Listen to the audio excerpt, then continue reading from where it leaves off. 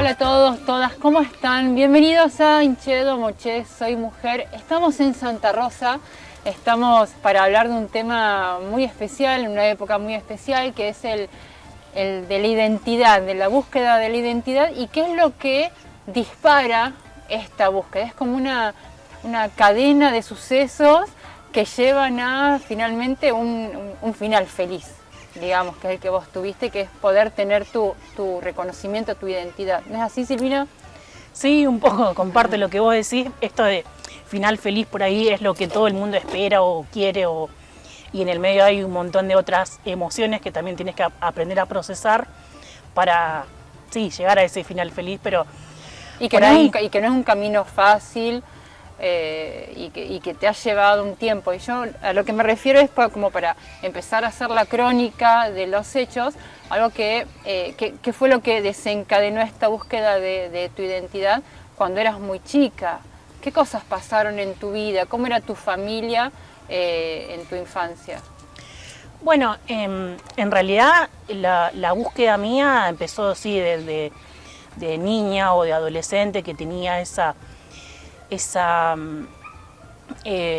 digamos, esas conversaciones que por ahí tenía con uno de mis tíos, porque no nos llevamos mucha diferencia de edad, en el que él me reprochaba o me decían esas cosas en esos juegos de niño, y a mí siempre me había quedado esa duda, pero no lo podía hacer porque, o sea, yo creía que no lo podía hacer, ¿no es cierto? ¿Pero qué te decía él? Y esto de tu papá, el que vos crees que tu papá no es tu papá, y quedaba ahí un silencio de radio tan abismal que, pero nunca me animaba a preguntar. Sí me animé a preguntar un poco más de grande o a interrogar más de grande, no tuve tampoco respuesta. Y lo que en realidad desencadena mi búsqueda o mi decisión de buscar fue algo, digamos, mucho peor, yo digo entre comillas, porque tenía que ver con otra situación que acontecía dentro de mi familia, que tenía que ver con situaciones que una niña no puede procesar por lo doloroso que es. Y una vez que yo decidí tomar mi vida, digamos, mi vida, que el rumbo que yo le quería dar a mi vida, entonces, bueno, fue donde yo primero, digamos, me animé a hablar de eso que me había pasado de chica y que no le pude poner nombre. Es más, hasta el día de hoy no le puedo poner un nombre porque al no haber estado, digamos, judicializado con un proceso legal, entonces como que quedó ahí flotando como algo que nunca pasó, y en realidad sí pasó, yo lo denuncié. Y bueno, y después no se investigó por la falta de mérito, digamos, a la situación en sí misma.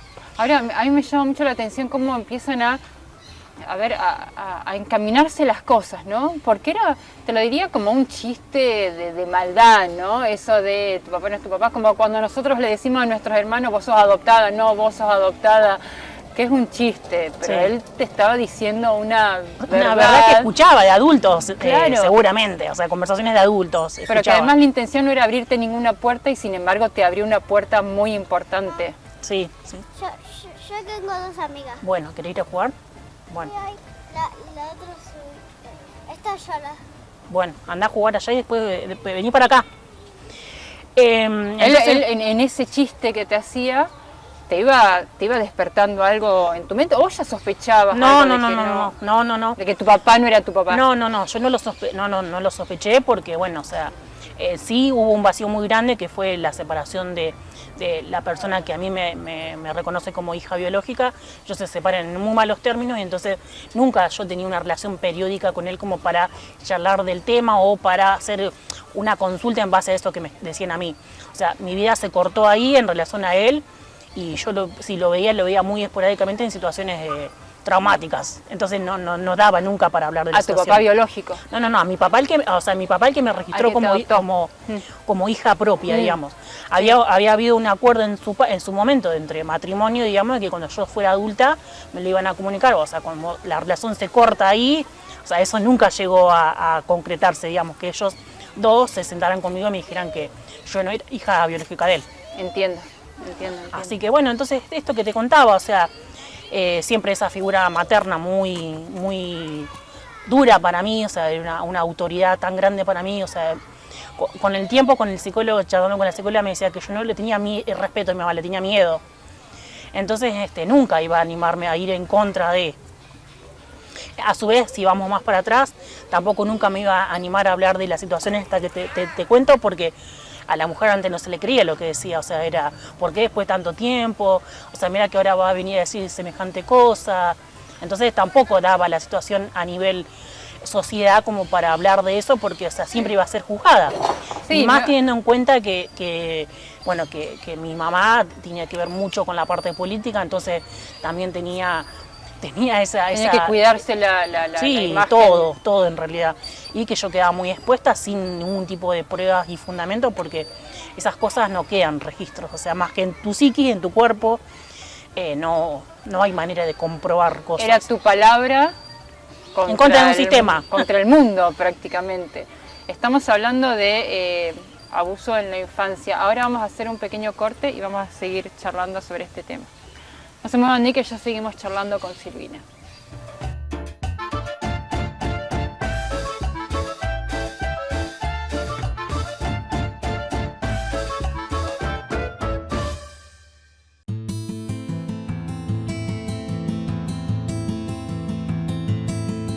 Seguimos charlando sobre cuestiones que tienen que ver con la identidad y cómo uno la va buscando casi sin querer en un principio y después se transforma en un objetivo que vos perseguiste y que finalmente lograste, y que te atravesó a vos y a tu hija también, pero ya vamos a llegar ahí.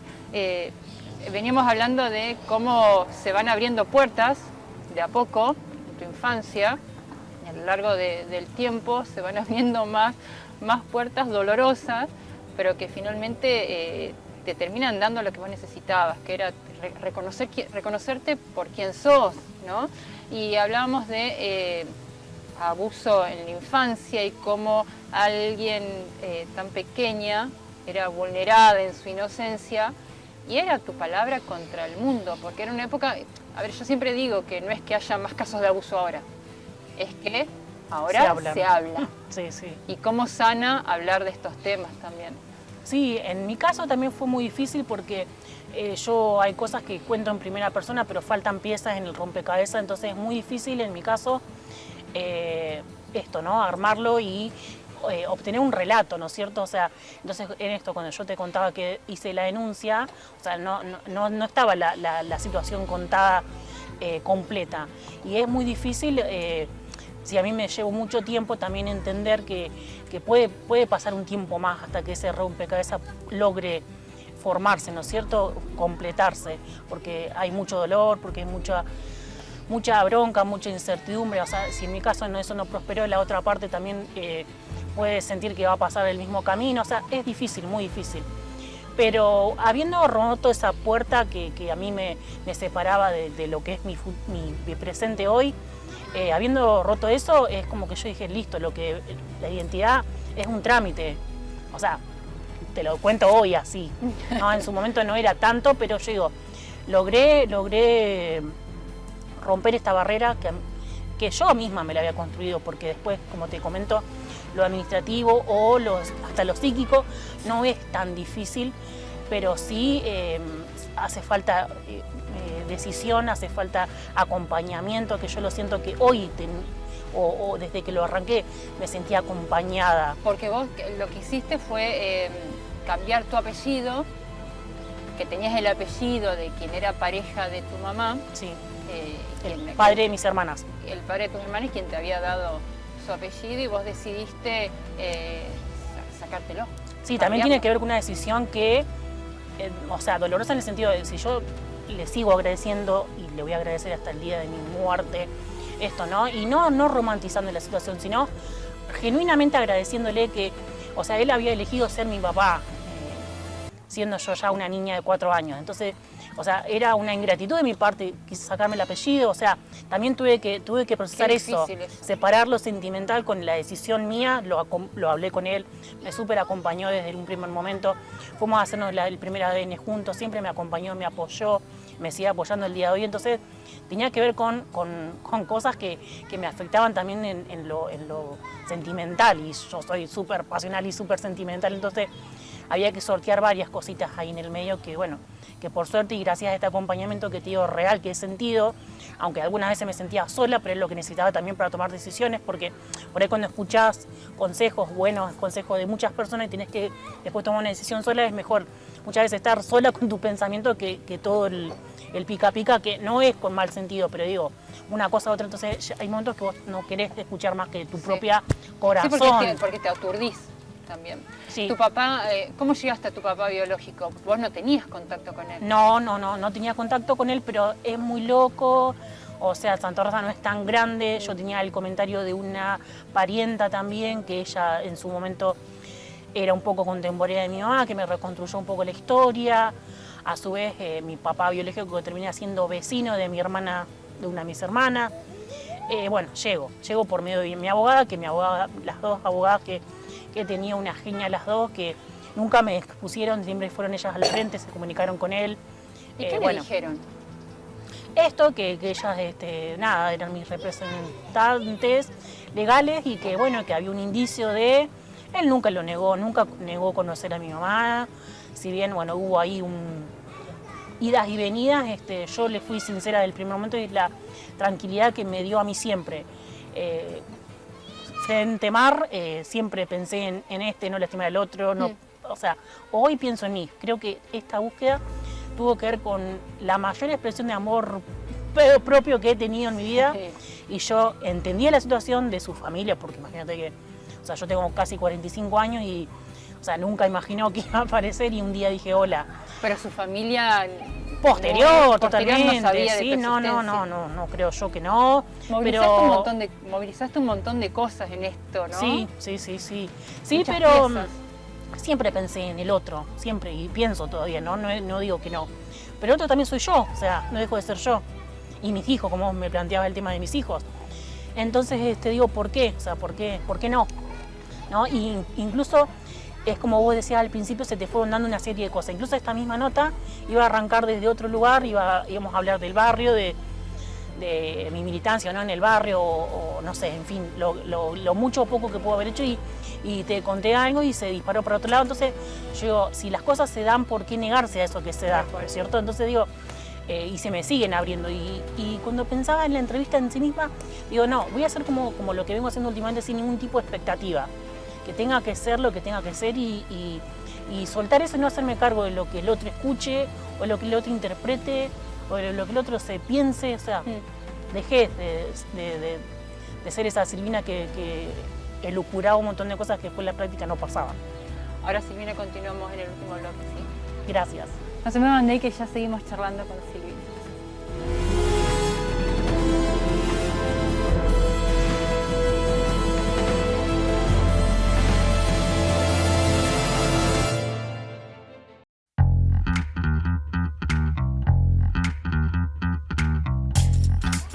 Continuamos charlando con Silvina en este tema que es la apertura de puertas y el armar un rompecabezas que es tu vida misma. Tu vida joven y que va a continuar, y quién te dice que no sigas acomodando piezas, ¿no? Para armar tu rompecabezas, aunque ahora ya está bastante definido, ¿no? Ya tenés tu apellido, el apellido de tu papá biológico, que era lo que vos estabas buscando, te despegaste con este cambio de la historia que tuviste en la infancia, historia de vulneración, de estar tan cerca de una persona que no estaba haciendo las cosas que hay que hacer con niños. Sí, hay una diferencia que o sea, la persona que a mí me registró como hija biológica de él no es la misma persona que cometía situaciones de Exacto. vulnerabilidad de derechos, digamos, para hablar como abstracto, digamos. Pero sí me despegué de mi situación, sí pude separarme de esa mamá que, o sea, la sociedad te dice que mamá cuida, mamá acompaña, mamá Mamá es amor. me costó, eso fue lo que más me costó y me sigue costando y me sigue emocionando poder aceptar esa parte, esto que te hablaba del perdón, esto de la aceptación, que están, parecen palabras muy trilladas o palabras muy fuera, o sea, uno lo habla, pero cuando vos te pones a trabajar en función de esas palabras y de ese sentido que uno le da para la vida, realmente te cambia y te cambia para toda la vida. Y también deja, sobre todas las cosas me interesa dejar esa manera de superación para mis hijos, es lo único que mayormente he pretendido. Pero me sigue costando ¿no? Aceptar que haya personas, o sea, madres que sean así. Porque Y tu mamá lo defendió a convive su pareja. convive con él, básicamente, o sea, y eso todo lo que conlleva. Entonces, bueno, me costó y me sigue costando, pero en un momento que me desaprendí tanto de ella como progenitora, que le decía progenitora, y en un momento sentí tal desconexión que hasta también, viste, que vos lees, cuando tenés conflictos con tu mamá, entonces sentí hasta esa obligación de decir, perdonar, aceptar, y dije, no quiero ser tan desaprendida de la situación, me quiero hacer cargo de la situación de que yo la elegí supuestamente para llegar a esta encarnación. Digo, ¿qué me une a ella? ¿Qué puedo llegar a lograr conectarme con ella? Bueno, agradecerle por haberme traído a esta vida. Claro. El agradecimiento, la gratitud como virtud superior que me conecte y que me equilibre por sobre todas las cosas, porque yo amo, odio, o sea, necesita un equilibrio ahí, agradecer. Lo que pasa es que en el momento en que vos le contás a tu mamá que las cosas que estaban pasando, que cómo ataste cabos y cómo pusiste en palabras lo que te estaba pasando para decírselo a ella. Bueno, en ese fueron momento. dos situaciones en realidad. La situación esta que te hablo de vulneración de derechos y por otro lado la parte de la identidad. Ambas dos yo se las comenté en su momento. La primera, de vulneración de derechos a mis 17 años, otro paradigma, otra sociedad, otra madre, o sea, otra Silvina. Pero En vos ese se momento, lo contabas en palabras que sí, eran sí, tal cual lo que vos lo que entendías. lo que yo vivenciaba, o sea, y bueno, en ese momento yo sentí la posibilidad de salir de esa convivencia que fue en ese momento irme a vivir con mi novio de su momento y entendí que ahí se terminaba todo. Y en realidad no, porque siguieron sucediendo situaciones, pero yo me las enteré hace 4 años atrás. Y ahí até un montón de cabos y un montón de cosas. Ahí hace 4 años atrás se volvió a repetir mi verbalización con mis hermanas, que yo nunca había podido hablarlo con ellas. Y ahí fue donde realmente se hizo el corte definitivo. Yo tuve 2 instancias en las que hablé con ella, que nada, o sea, y en esta segunda instancia fuimos las 3 hermanas que hablamos con ella. En ese momento ella se separa, entendemos, y después vuelven. O sea, Que habrá sido muy duro ese encuentro entre las 3 hermanas y decir... sí, yo en realidad nunca me decir- llegué o sea, nunca nos llegamos a cruzar entre las 3 y realmente ponerle realmente palabras porque no se pudo en ese momento. Hoy por hoy tenemos una muy buena relación, o sea, creo yo que hace 4 años para acá tenemos una relación de hermanas. Hace poquito. Sí, hace poco. Y bueno, y la verdad que nos acompañamos un montón. Bueno, me reemociona esta parte, pero nada, yo cambié y todo cambió también. Porque yo era una relación súper intermitente, o sea, la oveja de la familia me sentía yo la oveja de la familia. Entonces la distinta era yo, la contraria era yo, la que no participaba de las reuniones sociales muchas veces era yo.